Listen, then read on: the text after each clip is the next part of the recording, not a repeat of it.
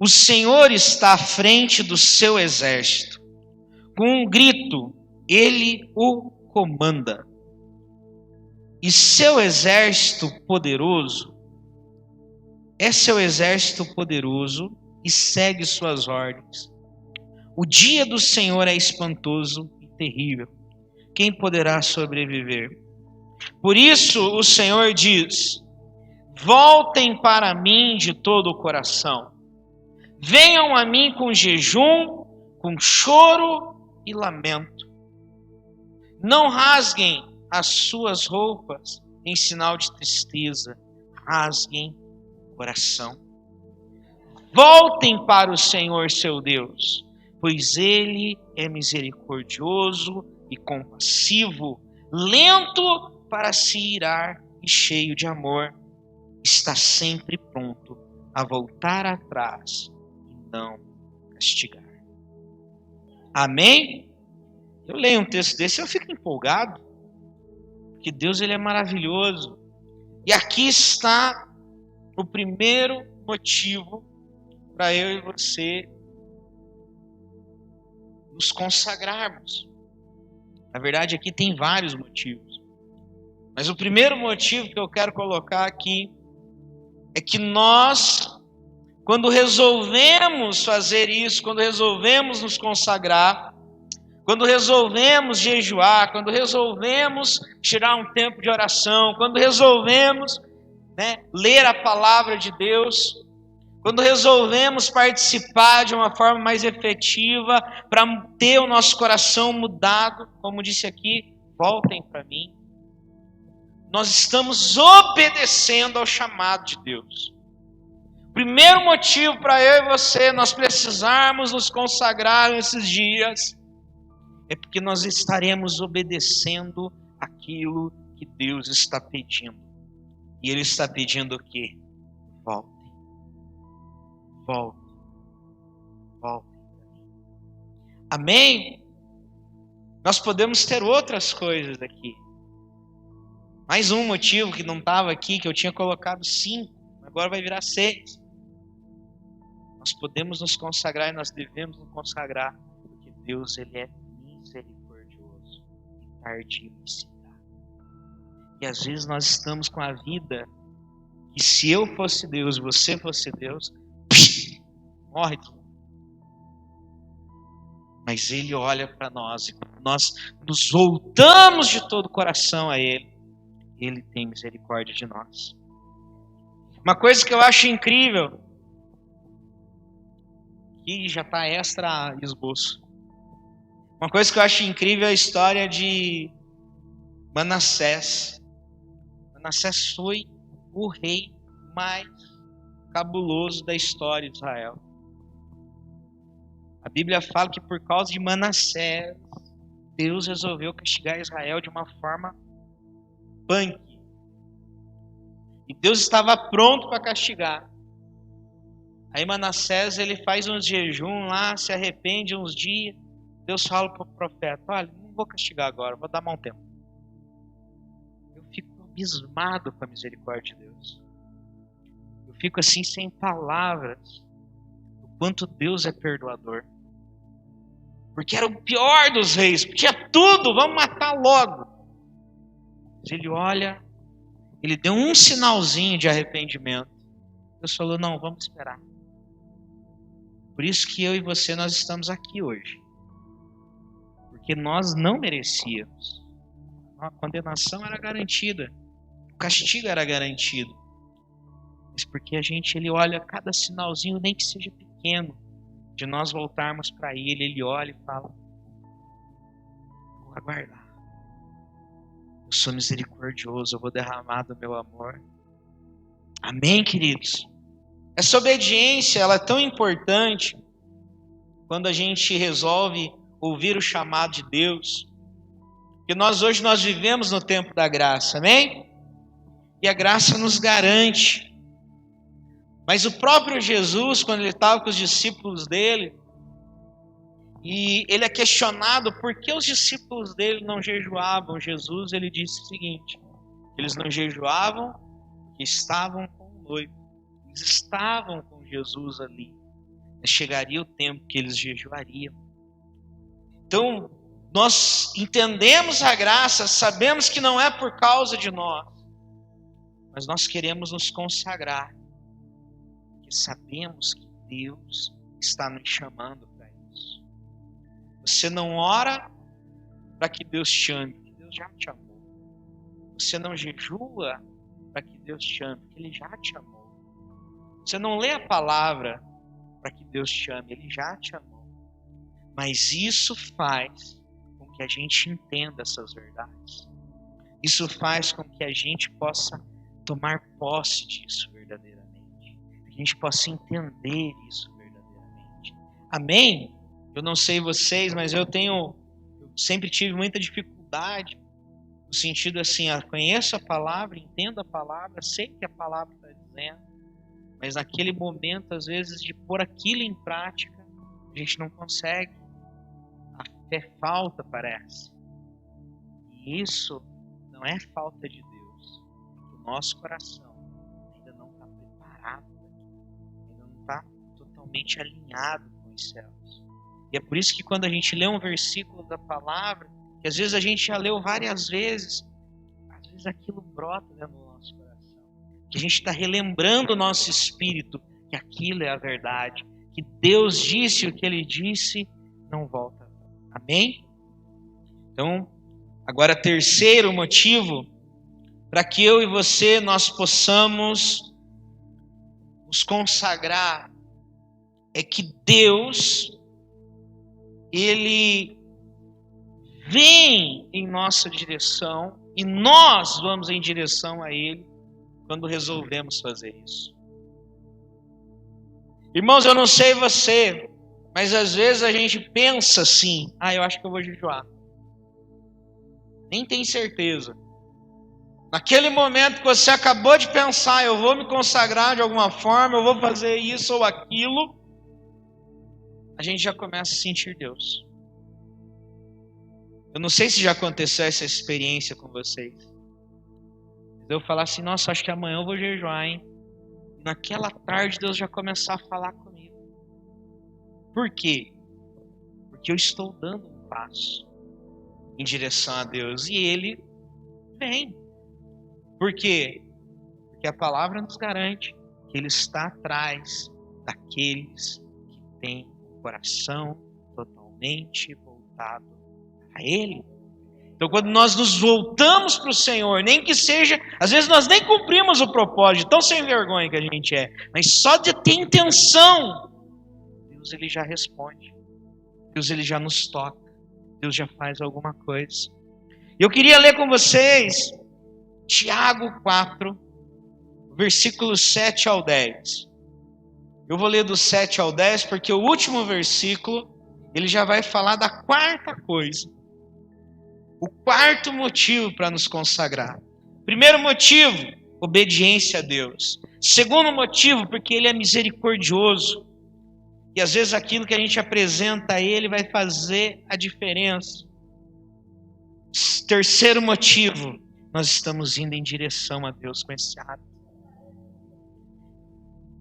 E o quarto motivo, antes de eu ler, eu já vou falar, é porque com essa atitude de rasgar o nosso coração, com essa atitude de jejuar, com essa atitude de buscar mais da palavra, com essa atitude de dizer, já estou crucificado com Cristo, agora não vive mais eu, mas Cristo vive em mim. Essa atitude é uma atitude que é de humilhação diante de Deus. Nos humilhando diante dele. Nós sabemos que não conseguimos sozinhos. E por isso nós jejuamos, por isso nós choramos, por isso nós rasgamos o nosso coração. E a palavra de Deus diz assim: portanto, submetam-se a Deus, resistam ao diabo, e ele fugirá de vocês. Aproximem-se de Deus, e Ele se aproximará de vocês. Lavem as mãos, pecadores. Purifiquem o coração. Vocês que têm a mente dividida. que haja lágrimas, lamento e profundo pesar. Que haja choro em vez de riso e tristeza em vez de alegria. Humilhem-se diante do Senhor e Ele os exalta. Queridos, olha que lindo. Só que tem um momento de tristeza, tem um momento de choro. Porque eu sei que eu não posso me limpar. Eu sei que eu não consigo vencer o meu pecado, eu por mim mesmo. Então eu me submeto a Deus. E eu me submeto não só de palavra, mas com atitudes. E aquilo que eu sei que eu não venço na força da minha carne, eu vou buscar força de Deus para vencer. Eu me humilho diante dele. Eu lavo as minhas mãos, porque eu sou pecador, eu sei disso. Se você não sabe disso, deixa eu te contar uma novidade, irmão, um segredo. Você é pecador.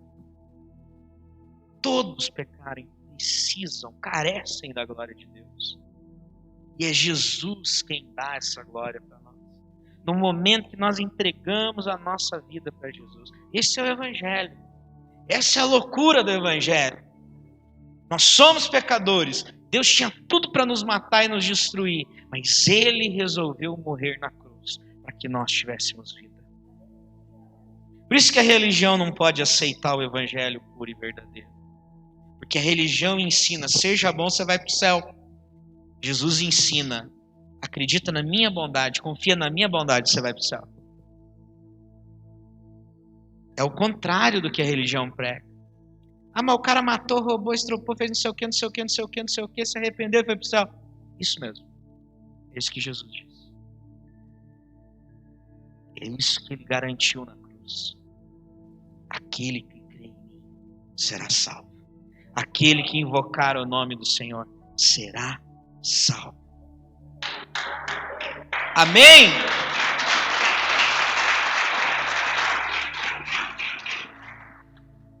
Mas eu e você, nós precisamos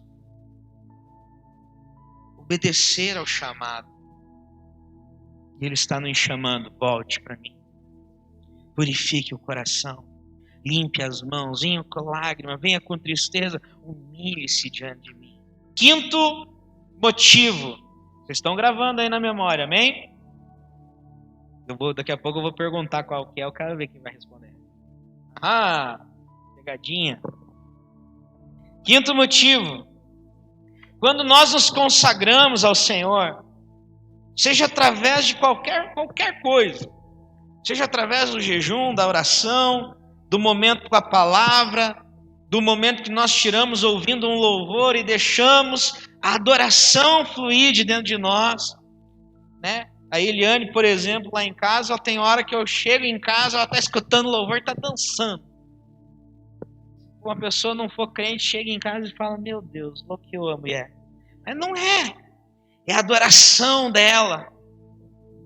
Isso está transformando a vida dela, está transformando a minha casa, está transformando a minha vida. Por quê? Porque onde Deus vem, tudo muda. Então a primeira coisa, a gente tem que atrair a presença dele. Amém? A adoração, o jejum, a oração, tudo tem que ter um propósito, atraí-lo. Então quando nós estamos nos consagrando, independente daquilo que estamos consagrando, nós estamos reduzindo o poder da nossa carne na luta contra o nosso espírito. Eu não sei você, mas quando a gente, por exemplo, faz um propósito de desligar a televisão e ligá-la apenas para ouvir pregação ou para escutar um DVD de louvor e se concentra mais na palavra, na Bíblia ou em algum livro que fale da mensagem de Cristo, automaticamente a gente começa a vencer coisas na nossa vida que parece que era impossível. Eu tinha vontade de ficar virado, eu ficava brabo, eu não sei o quê. Irmão, comece a se consagrar essa semana. Você que é nervosinho, faz um jejum. Talvez nos 3 primeiros dias você vai ficar mais brabo ainda, que dá uma vontade de voar no pescoço do outro. Porque tá com fome, né? Na hora que você tá bravo, você vai lá e come, pra não ficar mais bravo. Então aí vai dar ruim. Desconta no prato, no sorvete, no açúcar. Mas depois que você passar essa fase de desintoxicação, a pessoa vai falar pra você alguma coisa e você vai pensar assim, nossa, fosse semana passada eu já arrancava uns dentes. Mas tá bom, hoje parece que não tá doendo mais. Por quê? Porque nós estamos vencendo a nossa carne. Aquele que tem problema com os olhos, né? Tô falando com os homens agora, né? É mais difícil ter problema com os olhos. Para de assistir os programas que aparecem as abençoadas. E com roupa curta, resolve o problema. Acaba. Agora hoje a gente está vivendo uma fase complicada. Você liga a TV, tem lá o filme mais inocente dos inocentes de hoje, né? Já tem alguém pelado ali no meio, já tem alguém se como que é? Se insinuando, ó. Então a mente vai ficando cheia. Essa semana eu estava lá assistindo com o filho, o desenho, A Origem dos Guardiões. Eu acho muito legal aquele filme. É um filme de desenho, daí tem o Papai Noel, tem o Coelhinho da Páscoa, daí os irmãos já ficam pensando, que pastor endemoniado tá assistindo isso com a criança. E daí tem o Sandman que dá o sonho lá pra criançada, e já tem o Bicho-Papão, e é um negócio muito legal. Eu acho muito legal. Tem a Fada do Dente. Eu tudo quanto é coisa que eu assisto, é raro o negócio que eu assisto que Deus não fala comigo. Esse filme, por exemplo, tem uma parte que eles falam sobre assim a identidade de cada um daqueles guardiões. E o protagonista do filme, que é o Jack Frost, ele, antes dele virar um guardião, ele morreu salvando a irmã dele. Então aquilo ali falou muito comigo. Por quê? Porque Deus, vamos dizer assim, não sei se vocês assistiram esse filme, mas tem um homem da lua, então vamos dizer assim, Deus, né? Chama ele para ele ser um guardião depois que ele dá a vida pela irmã dele. Então é muito legal. Então Deus fala com a gente até com a mula, irmão. Não tem pra louco. Mas aí eu achei muito legal, porque essa semana eu estava assistindo. Aí a fadinha do dente, irmãos, fica dando em cima do Jack Frost. Eu falei, mas que absurdo, que fadinha sem vergonha. E fica tudo acelerada.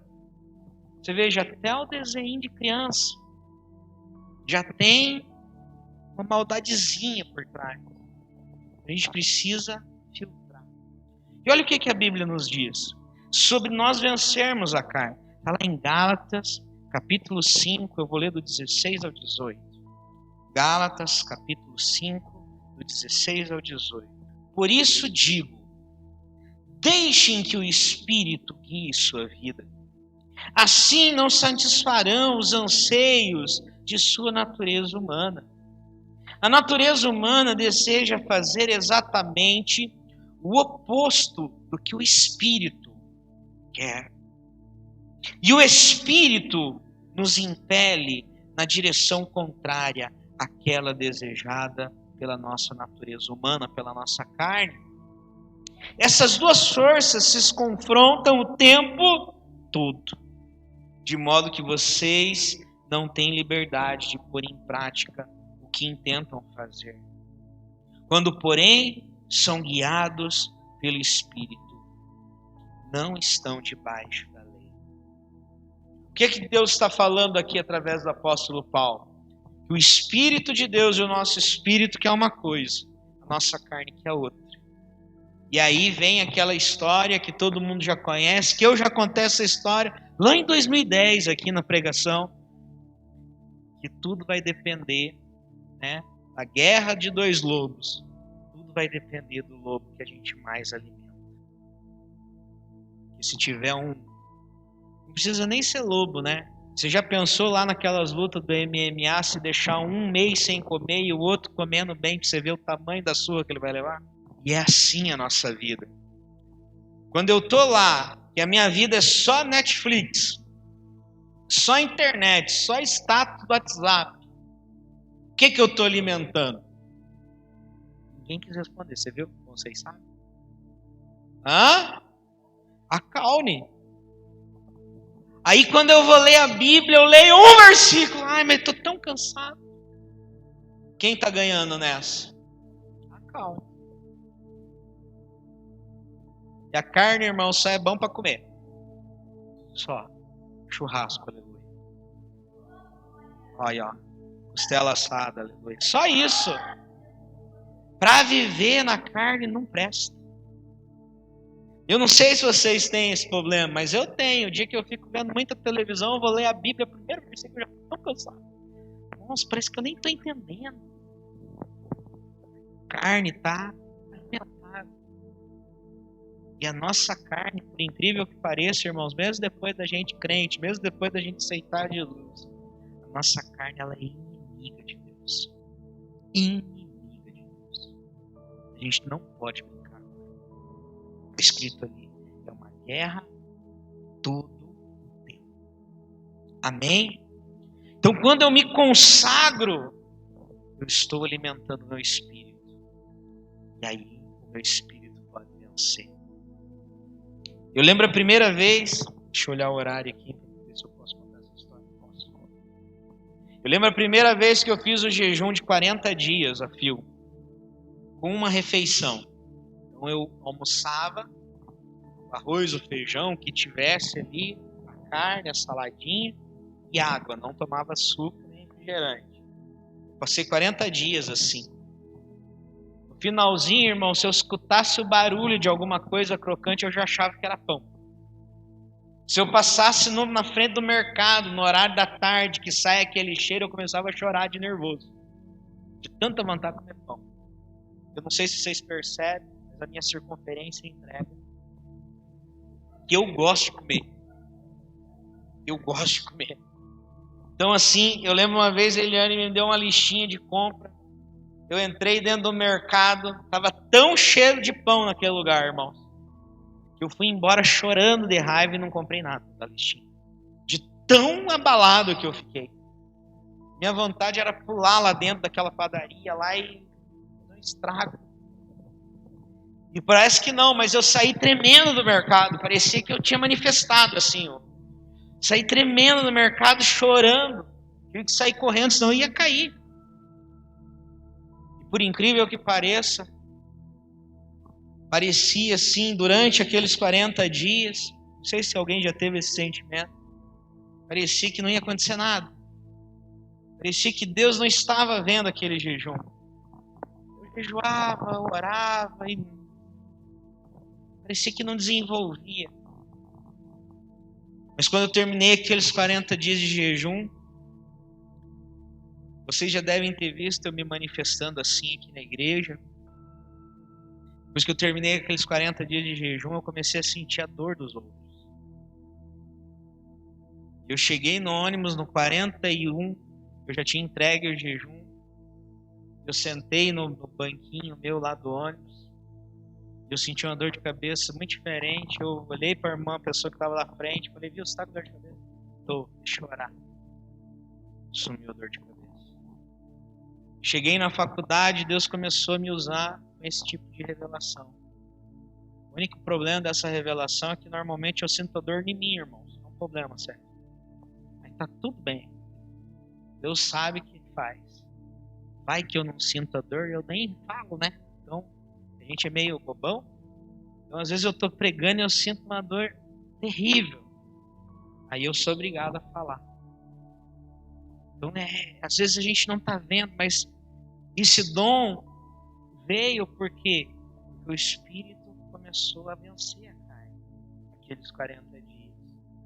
Então me deu mais clareza para eu observar. Me deu mais clareza para eu poder me movimentar naquilo que Deus estava fazendo. Amém? Agora, sexto e último. Para hoje. Tem muitos mais motivos, mas esse foi o que eu achei interessante. Nós devemos nos consagrar para destruir as mentiras, os sofismas, os enganos que a nossa mente e o diabo criam em nós sobre aquilo que é a vontade de Deus. Você pode pensar assim: isso não acontece porque eu sou de Jesus. Acontece. Acontece porque nós, mesmo sendo de Jesus, nós gostamos. Infelizmente, nós somos homens maus. Que eu estou falando homem e mulher, tá, irmão? Senão vai ficar, viu só, o pastor falou. Não. E nós gostamos, infelizmente, de cair no erro. E às vezes, como que isso acontece? A Bíblia diz que eu sou mais que vencedor. Mas eu lá no fundo, eu construo um castelo na minha mente. Isso não é tão verdade. O pastor está construindo, eu não estou. Porque o irmão lá comprou o carro, eu não comprei. Porque o outro lá casou e eu não casei. Então, eu coloco em xeque a verdade de Deus. O inimigo vem, a minha carne vem e coloca um monumento, uma fortaleza dentro de mim, para eu não acreditar no que a palavra está dizendo a meu respeito. Quer ver uma coisa que sempre acontece isso? Ide, fazei discípulos de todas as nações. Isso é para pastor. Não é para ovelha. Isso é para o apóstolo. Consagração mesmo que a gente está falando, isso é para os líderes. O inimigo colocando na nossa mente. Eu queria ler com vocês aqui 2 Coríntios capítulo 10, versículo 3 ao 6. 2 Coríntios capítulo 10, versículo 3 ao 6. Diz assim: embora sejamos humanos, não lutamos conforme os padrões humanos. Usamos as armas poderosas de Deus e não as armas do mundo. Então ele está falando de armas poderosas em Deus. Então eu tenho ali a graça, eu tenho a misericórdia, eu tenho o sangue de Jesus, eu tenho a minha consagração, eu tenho meu tempo de oração, a minha busca em Deus. São essas as armas. Armas espirituais, armas poderosas em Deus. Não é o 38, amém? Não é o facão nem a foice. É aquilo que Deus me entregou no secreto. Armas poderosas em Deus. E agora veja o que essas armas poderosas destroem. O que essas armas poderosas atacam? Diz assim: para derrubar as fortalezas do raciocínio humano e acabar com os falsos argumentos, destruindo todas as opiniões arrogantes que impedem as pessoas de conhecer a Deus. Levamos cativo todo o pensamento rebelde e o ensinamos a obedecer a Cristo. E depois que você se torna inteiramente obedientes, estamos prontos para punir todos que insistirem em desobedecer. Olha o que esse texto está falando. As armas poderosas em Deus são para destruir as mentiras, os falsos ensinamentos, os pensamentos arrogantes. Talvez você possa pensar: eu não tenho isso. Nós temos, irmãos. Hoje no culto mais cedo, Wesley falou do testemunho, a Jennifer falou na semana passada, sobre a questão de dízimo. Quando a gente está resistente, eu não tive problema com dízimo, eu me converti num domingo, no outro eu dizimei. Foi algo assim, nossa, parece até que é um negócio que não tem como converter, para mim, né? Mas qual que é o pensamento arrogante que vem? Ah, Deus não está olhando para isso. Deus não está preocupado com isso. A Bíblia está dizendo que Ele está. Não, mas Deus não está. Deus está preocupado com o coração. É arrogante.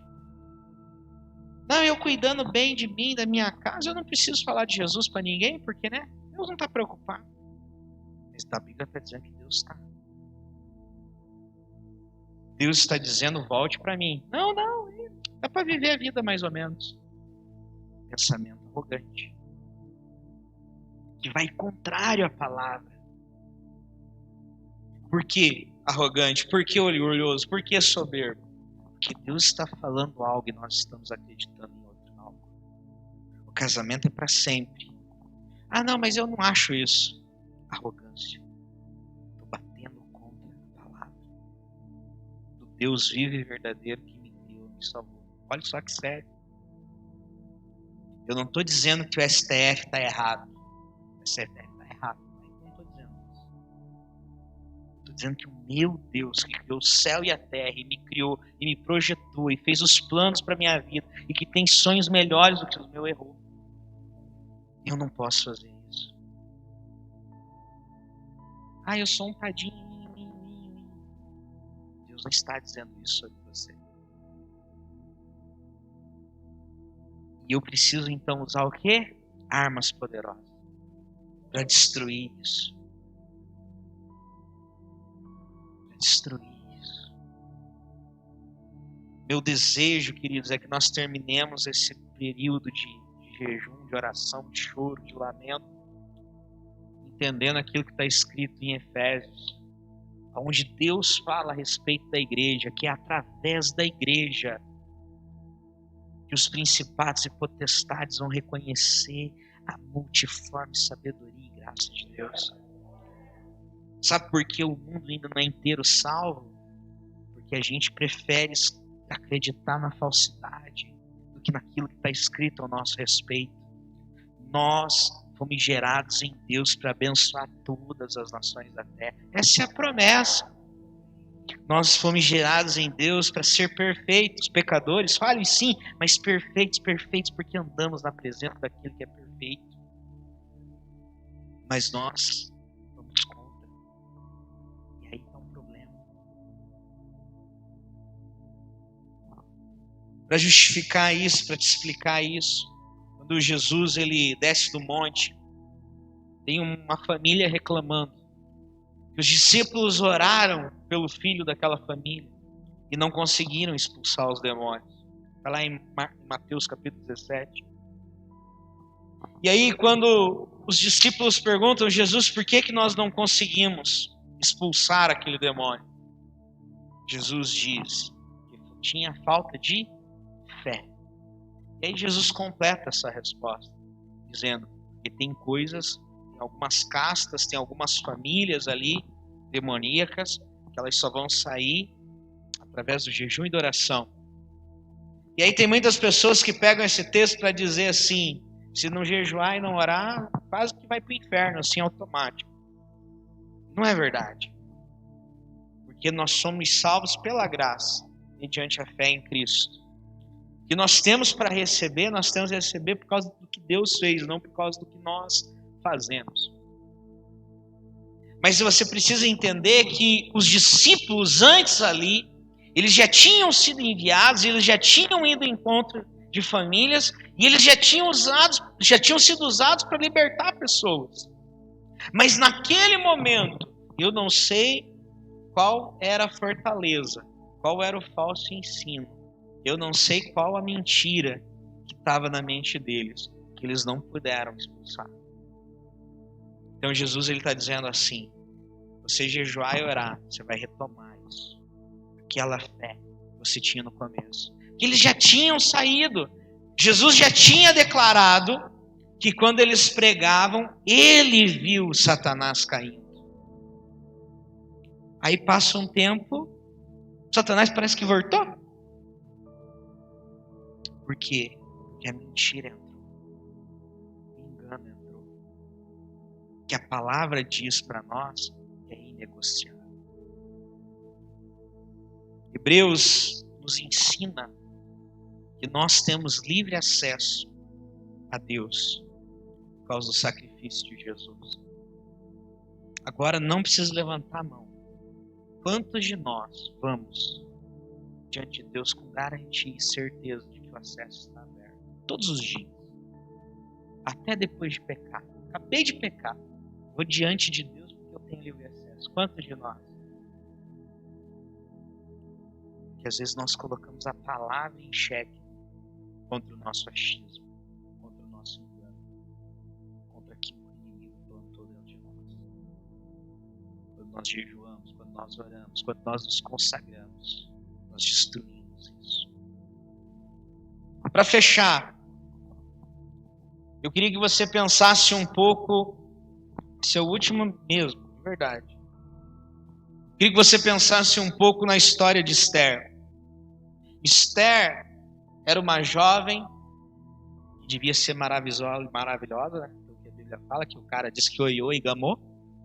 Então devia ser feia. Ungida, preparada, separada, roubou o coração do rei. E aí, a coisa complica. Tem um motivo para destruir o povo de Deus. E o povo de Deus pede socorro a ela porque ela era judia. O que ela fala? Não. Se eu entrar na presença do rei, ele vai me matar, eu vou morrer. Não pode. Quero que você pegue isso e aplique à nossa vida. Aí ela jejuou 3 dias e entrou com coragem. Te pergunto, o rei aceitou ela por causa do jejum ou porque ela era a rainha? Mas quando ela jejuou, ela sentiu coragem, confiança, o medo caiu. O rei aceitou ela não era porque ela estava de jejum, era porque ela era a rainha dele. Por que eu entro diante de Deus? Deus toca na minha vida e eu falo com Ele, Ele fala comigo. Eu sou a esposa dele, cara. A noiva. Você é, a igreja é. A escolhida. Só que às vezes a gente está ali. Ai, se eu entrar sem permissão. E aquela consagração, aquela entrega, ela quebra esse muro. Eu até escrevi uma frasezinha que eu vou ler. Diz assim, eu descrevi assim. Se consagrar nos dá a liberdade e coragem para acessarmos o que já nos foi dado a nós. Nos dá a liberdade, a coragem. Já está lá, está garantido. É a nossa certidão de casamento com o nosso Cristo, que é o que nos dá livre acesso a tudo. Mas às vezes a gente não consegue romper. Por causa da nossa carnalidade, do nosso medo, de tudo. Mas se nós nos consagrarmos, se nós nos entregarmos, a nossa vida vai ser transformada.